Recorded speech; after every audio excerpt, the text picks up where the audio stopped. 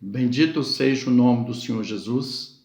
Eu venho por meio desta ministrar um pouquinho sobre a salvação da minha alma, da tua alma, e refletir um pouco sobre este momento que nós estamos passando, nos dias atuais, nos dias de hoje.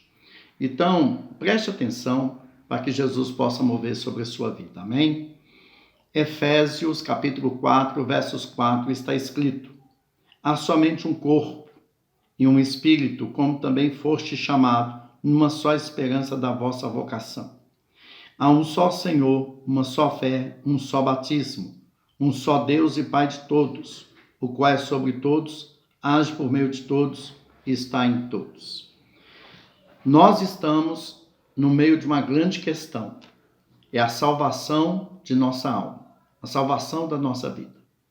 Para onde e como que nós iremos partir deste mundo, na situação que o mundo está vivendo hoje?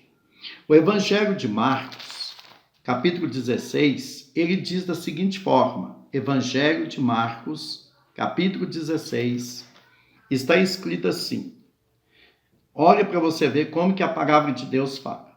Jesus finalmente apareceu para os seus discípulos. Olha para você ver. Evangelho de Marcos, capítulo 16, versos 14. Finalmente apareceu Jesus aos 11, quando estavam à mesa, e censurou a incredulidade e dureza de coração, porque não deram crédito aos que já tinham visto já ressuscitado.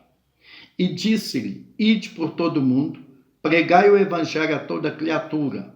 Quem crer e for batizado será salvo. Quem, porém, não crer será condenado.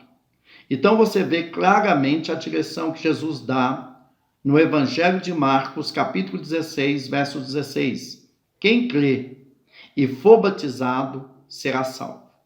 Quem, porém, não crer será condenado. Crer em quem? Em quem que a Bíblia está mandando que você creia? Preste atenção. A Bíblia diz lá no livro de primeira carta de Pedro 3:20. A primeira carta de Pedro, capítulo 3, versos 20, está escrita assim. Primeira carta de Pedro 3:20. Nos quais, noutro tempo, foram desobedientes, quando a longanimidade de Deus aguardava nos dias de Noé, quando se preparava a arca, na qual poucos, a saber, 8 pessoas foram salvos através da água, a qual, figurando o batismo, agora também vos salva, não sendo a remoção da imundície da carne, mas a indagação de uma boa consciência para com Deus por meio da ressurreição de Jesus Cristo. Você perceba que no mundo antigo havia uma orgia entre aquela nação, entre aquele povo. O povo estava distante de Deus, da mesma forma que estão hoje. Deus levantou um homem, Noé, e falou com Noé através de um sonho: prepara uma arca para a salvação. Salvação de quem? De Noé e de toda a sua família, de toda a sua casa. Não dos outros. Naquele mundo antigo, existia cerca de 1 milhão de pessoas, segundo a teologia. E todos foram consumidos pelas águas.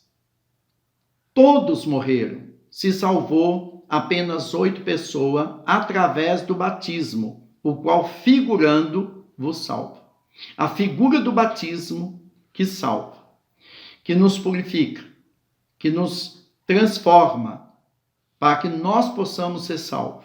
É preciso passar pelo batismo, né? Todo aquele que nele crê e for batizado será salvo. O que não crê já está condenado.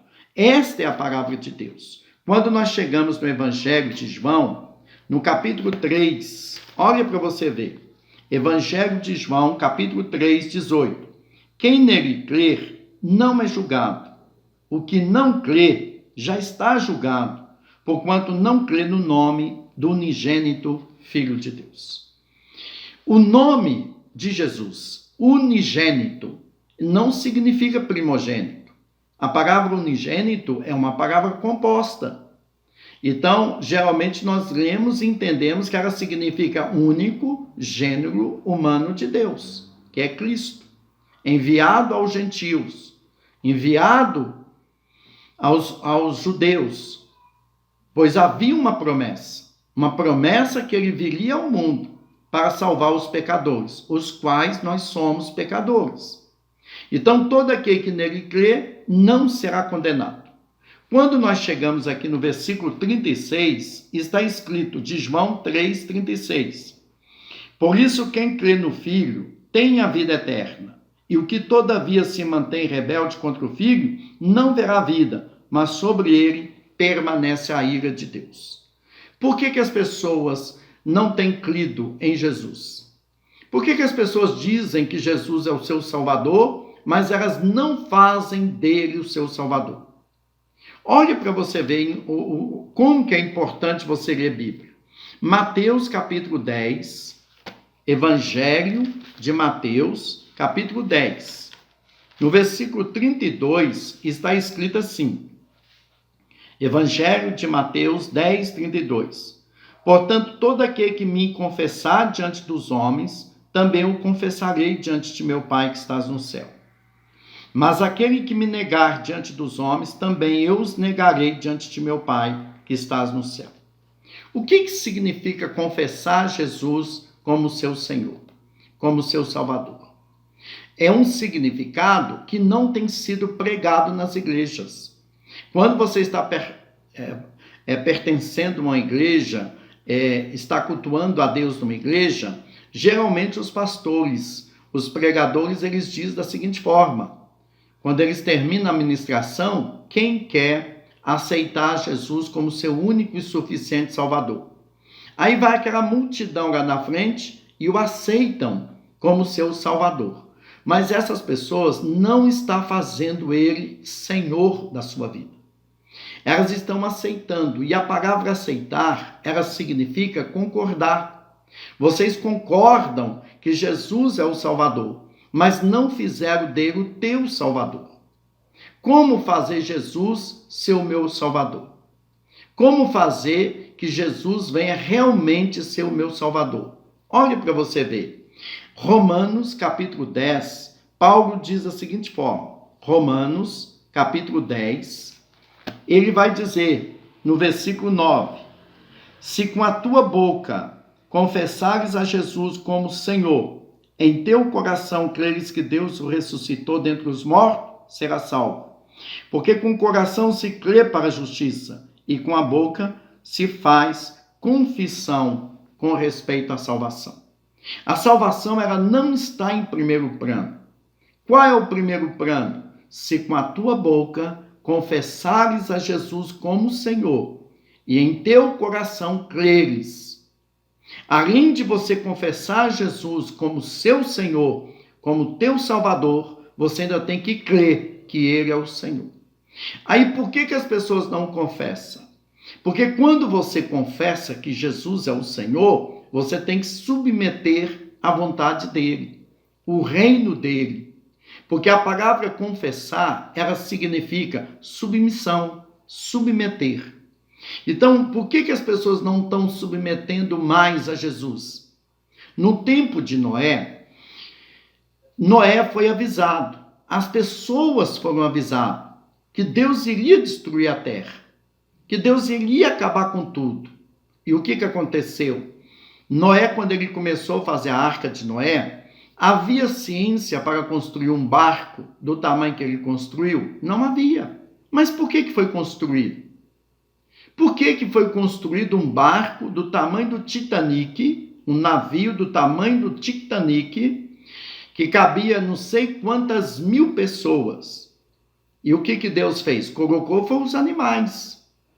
E colocou 8 pessoas, mais ninguém. Agora, qual é a razão de tudo isso? Noé, quando ele começou a construir a arca de Noé, levou cerca de 120 anos. Uma média de 100 anos para que a arca de Noé fosse construída. E durante todo este período, Noé era zombado, Noé era perseguido, Noé era caluniado. As pessoas chamavam Noé de doido, de louco. Você está construindo uma arca num lugar ermo, que não existe rio e nem o mar. Deus providenciou toda aquela construção e mesmo assim levou 100 anos para que a arca de Noé fosse construída. Quando acabou a sua construção, veio o fim e todos que estavam ali morreram. Todos foram sucumbidos pelas águas. E você sabe que Deus não vai destruir a terra mais com a água, com o dilúvio. Deus vai acabar com tudo que está nesta terra através do fogo. Por que ele vai acabar através do fogo? Porque ele não tem intenção mais de fazer nova todas as coisas. Porque ele já fez nova todas as coisas. Nós estamos aqui na oportunidade da salvação. Só que a salvação é unicamente no nome de Jesus. Olha para você ver, a Bíblia diz em Apocalipse, capítulo 3 de Apocalipse, está escrito assim, Apocalipse, capítulo 3, verso 5. O vencedor será assim, vestido de vestiduras brancas, e de modo nenhum apagarei o seu nome do livro da vida. Pelo contrário, confessarei o seu nome diante de meu Pai e diante dos seus anjos. Ou seja, você vai ser confessado diante do céu. Você não vai ser aceito. O seu nome, ele vai ser confessado no céu. O Senhor Jesus vai confessar o seu nome. Então você percebe que Apocalipse 3:5, o vencedor será assim, vestido de vestiduras brancas, e de modo nenhum apagarei o seu nome do livro da vida. Pelo contrário, confessarei o seu nome diante de meu Pai e diante dos seus anjos.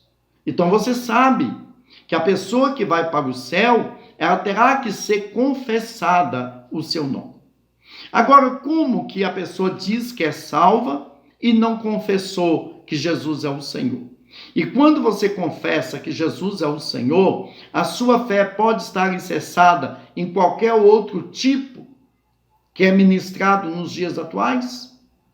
Olhe para você ver se a Bíblia está falando de 3, de 4, de 5 deuses. O primeiro mandamento, Êxodo, capítulo 20, está escrito da seguinte forma. Êxodo, capítulo 20, ele diz da seguinte forma. Então preste atenção para que a Bíblia toque no seu coração, para que você saiba a entender sobre a sua salvação. Êxodo 20, está escrito assim. Então falou Deus todas estas palavras. Eu sou o Senhor teu Deus, que te tirei da terra do Egito, da casa da servidão. Não terás outros deuses diante de mim.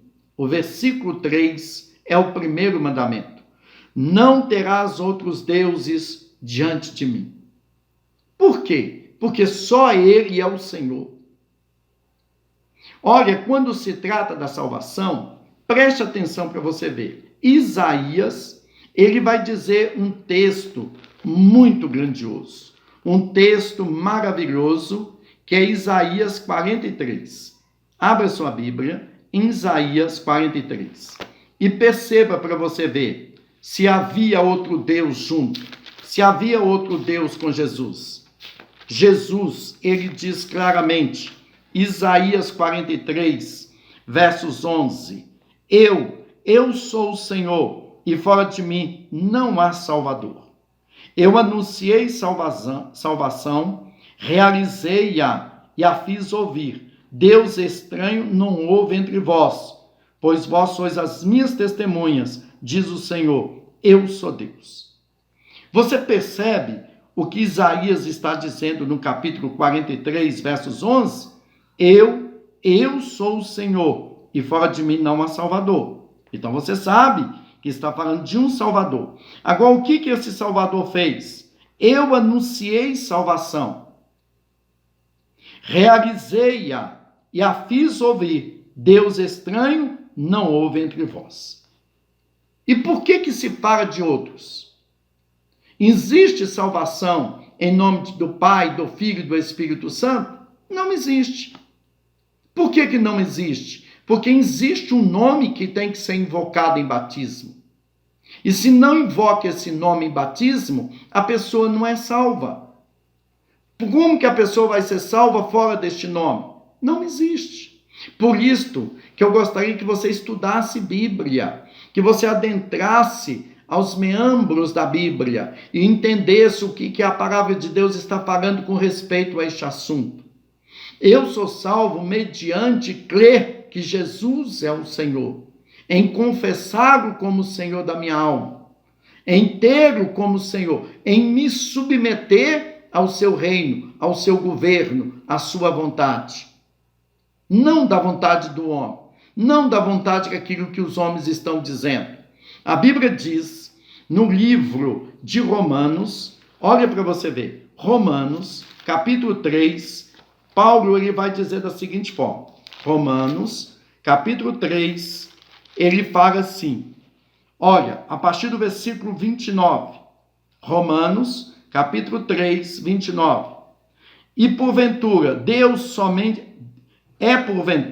somente dos judeus? Não, é também dos gentios, sim, também dos gentios. Visto que Deus é um só, o qual justificará por fé o circuncioso e mediante a fé o incircuncioso. Está falando de 2 deuses? De 3 deuses? Está falando de um Deus. Que vai te justificar mediante a fé. A fé em quê? Onde está alicerçada a fé das pessoas?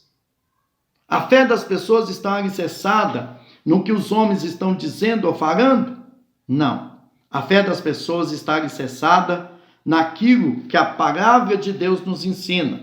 Abra a sua Bíblia no livro de Gálatas e olha para você ver. Gálatas, capítulo 3, versículo 6. Está escrito assim: é o caso de Abraão, que creu em Deus, e isso lhe foi imputado para a justiça. Sabeis, pois, que os da fé é que são filhos de Abraão. Ora, tendo a Escritura previsto que Deus justificará pela fé os gentios, porventura pré-anunciou o evangelho a Abraão: em ti serão abençoados todos os povos, de modo que os da fé é que são abençoados com o crente Abraão. Não é segundo aquilo que é oposto, que é colocado, que é mandado. Não. Você tem que crer verdadeiramente naquele que Jesus falou, naquilo que foi pregado pelo seu apóstolo. Qual é o apóstolo enviado para os gentios? É Paulo. Então, Paulo, quando ele continua aqui, no versículo 10, ele diz: todos quanto, pois, são das obras da lei, estão debaixo de maldição. Porque escrito está: maldito todo aquele que não permanecer em todas as coisas escritas no livro da fé, da lei, para praticar. E é evidente, pois, que pela lei ninguém é justificado diante de Deus, porque o justo viverá pela fé. Ora, a lei não procede de fé, mas aquele que observa os seus preceitos, por eles viverá. Cristo nos resgatou da maldição da lei, fazendo ele próprio maldito em nosso lugar. Porque está escrito: maldito todo aquele que for pendurado em madeiro. Para que a bênção de Abraão chegasse aos gentios em Jesus Cristo, a fim de que recebesse uma fé pelo Espírito prometido. Irmãos, falo como homem, ainda que uma aliança seja meramente humana, uma vez ratificada, ninguém a revoga ou lhe acrescenta coisa alguma. Ora, as promessas foram feitas a Abraão e ao seu descendente, não diz aos teus descendentes, como se falando de muitos, porém como de um só, e o teu descendente, que é Cristo. Os irmãos estão entendendo? Então, precisamos ler mais a Bíblia. A promessa, o evangelho foi pré-anunciado a Abraão. Em Abraão veio para a promessa, ela veio para Jesus. E todo aquele que crê em Jesus são crentes como o crente Abraão, que vieram antes das leis. Abraão veio 430 anos antes das leis. Olha para você ver. E digo isto, versículo 17, uma aliança já anteriormente confirmadas por Deus, a lei, que veio 430 anos depois, não a pode abrogar, de forma que venha desfazer a promessa. Olha, a única promessa feita aos gentios está no nome do Senhor Jesus. A salvação é exclusiva no nome de Jesus. Fora do nome de Jesus, não existe salvação.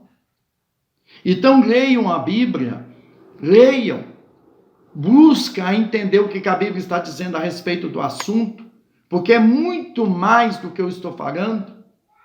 Jesus, ele é o próprio Deus, que veio na forma de homem, viveu na terra por 33 anos e meio como filho, mas hoje os pregadores o tratam como filho de Deus, mas a Bíblia chama ele de Deus, encarnado, manifestado entre os homens.